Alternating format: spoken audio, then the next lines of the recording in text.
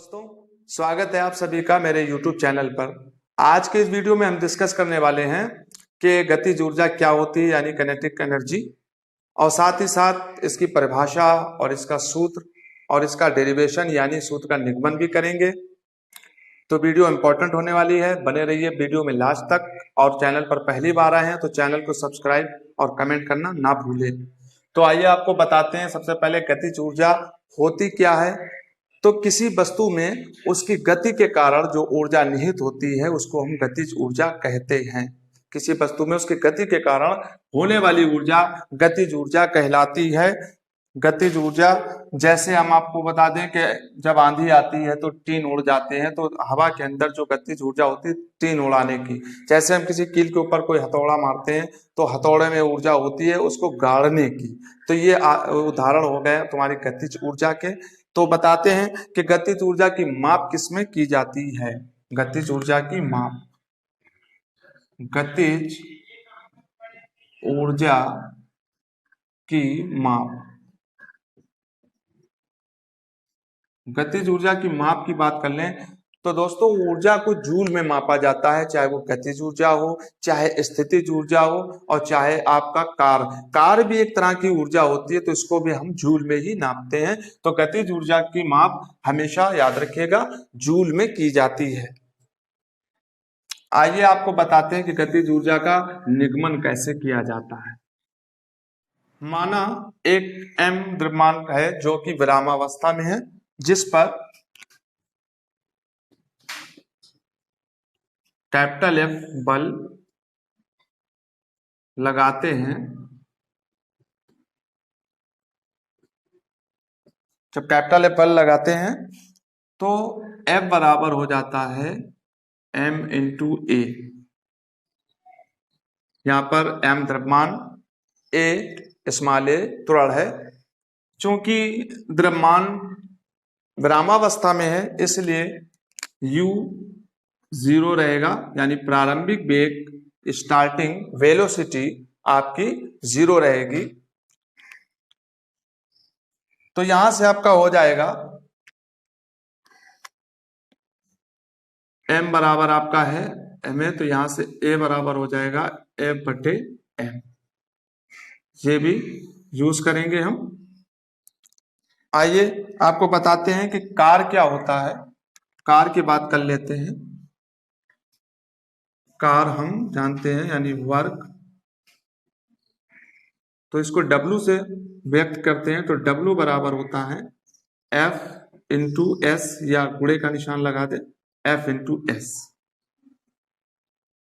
तो हम इसको मान लेते हैं फर्स्ट इक्वेशन और इसको सेकेंड इक्वेशन मान लेते हैं। गति के तृतीय समीकरण, गति का तृतीय समीकरण तो आप जानते होंगे क्या होता है। v square is equal to U square plus 2as, यानी गति के तृतीय समीकरण से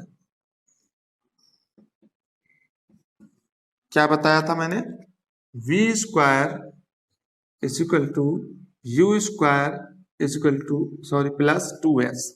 ये आपका गति का थर्ड इक्वेशन होती है, थर्ड इक्वेशन ऑफ मोशन। तो यहीं से हमको गतिज ऊर्जा का व्यंजक का निगमन करना है। आइए इसको निकालते हैं, तो आगे स्टेप बढ़ाते हैं।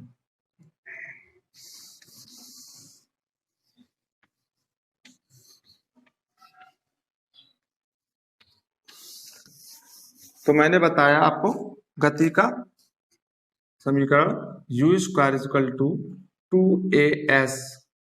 चूंकि द्रव्यमान विरामावस्था में था तो u बराबर 0 रखेंगे तो हमारा आ जाएगा u इक्वल टू 2as। चूंकि विरामावस्था में था द्रव्यमान तो u की जगह पर हम 0 रख देंगे।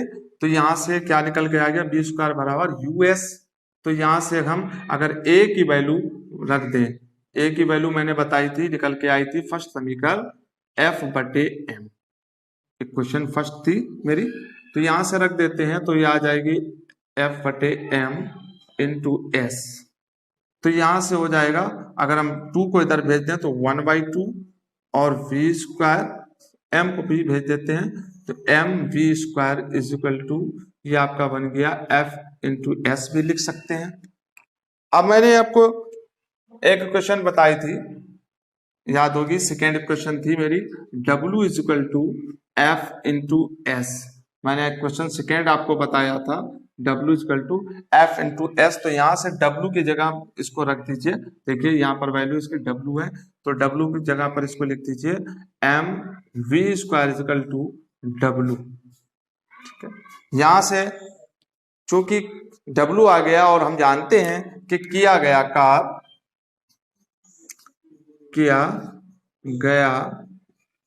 कार्य ऊर्जा में संचित हो जाता है, संचित हो जाता है।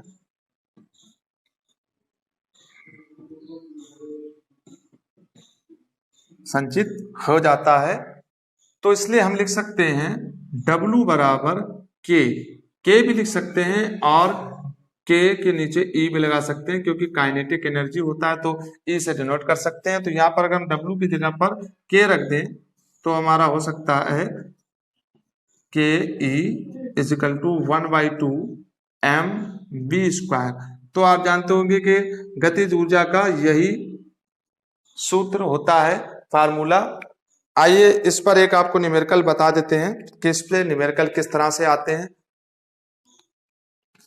आई होप आप समझ पाए होंगे किनेटिक एनर्जी के डेरिवेशन। तो मैं आपको एक न्यूमेरिकल बताता हूं।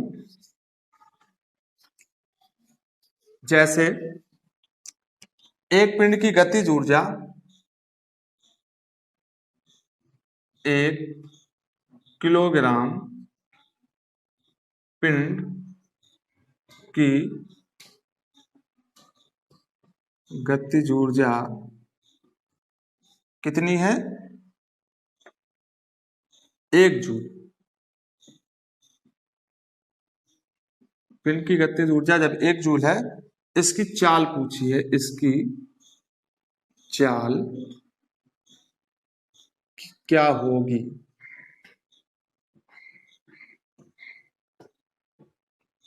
हमको यहां पर दिया गया है 1 किलोग्राम, यानी जो द्रव्यमान दिया गया है वो 1 kg है, और गतिज ऊर्जा यानी के वो हमको दिया गया है 1 जूल। हमको 2 चीजें दी गई और हमसे V पूछा गया है, यानी V क्या होगा? तो हम जानते हैं, मैंने अभी अभी आपको बताया था फार्मूला कि K इज इक्वल टू होता है 1/2 एम वी स्क्वायर। तो यहां से जब हम V की वैल्यू निकालेंगे तो V की वैल्यू कैसे आएगी? 2 का इधर मल्टीप्लाई कर देंगे तो ये बन जाएगा आपका एम वी स्क्वायर, और यहां से V निकालने के लिए हम कर लेंगे 2K/m। और अगर इस V का हम रूट्स ले लें तो ये आ जाएगा 2Km। यहां से देखिए 2 तो हमारा कांस्टेंट है, वैल्यू 2 बना रहेगा, और K की वैल्यू हमको दी गई है 1, तो यहां से हम 1 रख देंगे, और M की वैल्यू भी 1 दी गई है तो 1 रख देंगे। तो ये आ जाएगा आपका V इज इक्वल टू